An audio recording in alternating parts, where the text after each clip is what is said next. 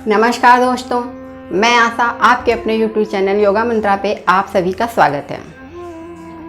आज हम बात करेंगे वज्रासन की। ये एकमात्र ऐसा आसन है जो खाना खाने के बाद किया जाता है। ये एकमात्र ऐसा आसन है जो योग से उठाया गया आसन है और ये खाना खाने के बाद किया जाता है, क्योंकि सारे आसन जो होते हैं वो खाना खाने के पहले किए जाते हैं, लेकिन ये ही एक आसन है जो खाना खाने के बाद किया जाता है। आइए हम देखते हैं कि वज्रासन कैसे करते हैं।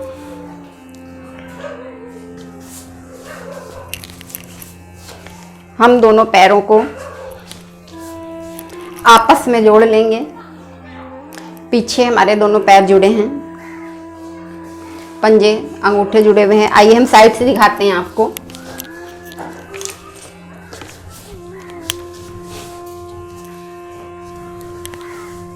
ये हमारे दोनों पंजे के अंगूठे जो हैं आपस में जुड़े हुए हैं और हील अलग अलग है।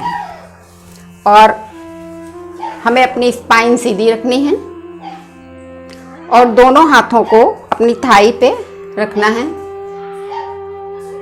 और इस अवस्था में आप 5 से 10 मिनट तक बैठ सकते हैं।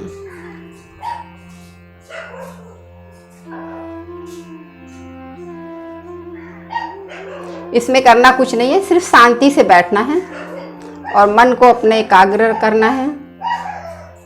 आप 10 मिनट तक बैठेंगे तो आपको बहुत ज़्यादा लाभ मिलेगा। और जो लोग इस आसन पे अच्छे से नहीं बैठ सकते हैं, जिनको घुटनों में प्रॉब्लम है या जिनके एंकल्स में दर्द होता है, जिनके एंकल में दर्द होता है, वो लोग जैसे कि एक टॉवेल ले लें। हमने टॉवेल ली हुई है। इस टॉवेल को आप अपने यहाँ पे लगा के और अपने पंजों को इस पे रख के और ऐसे आराम से बैठ सकते हैं। और जिन लोगों को घुटने में प्रॉब्लम है, बैठने में फिर भी दर्द हो रहा है और नहीं बैठा जाता है उनसे, उनकी मसल्स बहुत ज़्यादा टाइट हैं, थाई की मसल्स और कॉफ मसल्स बहुत ज़्यादा टाइट हैं और वो लोग नहीं बैठ पाते हैं। जो लोग शुरू में शुरुआत करते हैं उन लोगों को बैठने में काफ़ी प्रॉब्लम होती है, तो इसलिए वो लोग अपने कोई भी पिलो या चादर ले लें। पिलो भी ले सकते हैं या चादर को भी फोल्ड करके ले लें और अपने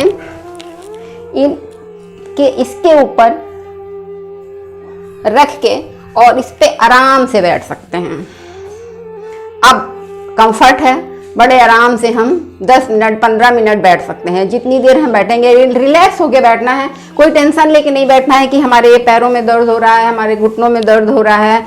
नहीं, आप कंफर्ट हो जाइए, बिल्कुल कंफर्ट हो जाइए, तब इस आसन पे बैठें। आप बेड पे भी बैठ के इस आसन को कर सकते हैं, गद्दे पे बैठ के। यदि आपको जमीन बहुत हार्ड लगती है तो आप गद्दे पे बैठ के भी कर सकते हैं, लेकिन आप इस आसन को करिए जरूर खाना खाने के बाद, क्योंकि इस आसन को आप करेंगे तो आपका खाना अच्छे से पचेगा। आइए हम जानते हैं इसके बेनिफिट।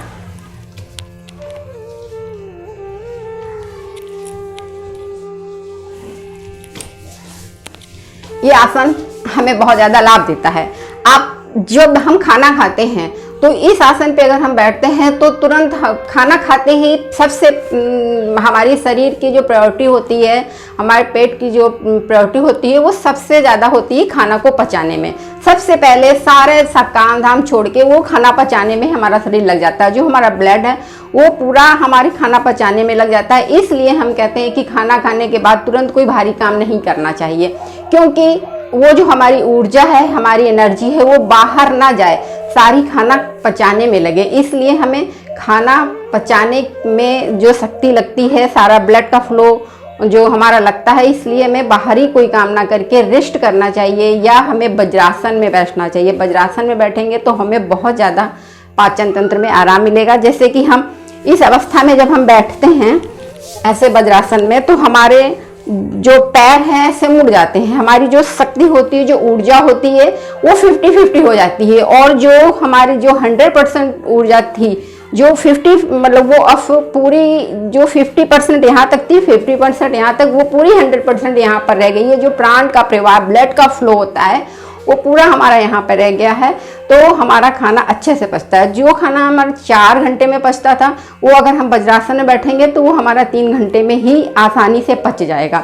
इसलिए वज्रासन में बैठना बहुत ज़्यादा, वज्रासन मतलब वज्र को जो पचा ले वो वज्रासन है, इसलिए वज्रासन को बहुत ज़्यादा बेस्ट आसन माना गया है और इसे खाना खाने के बाद करना बहुत ज़्यादा महत्वपूर्ण है।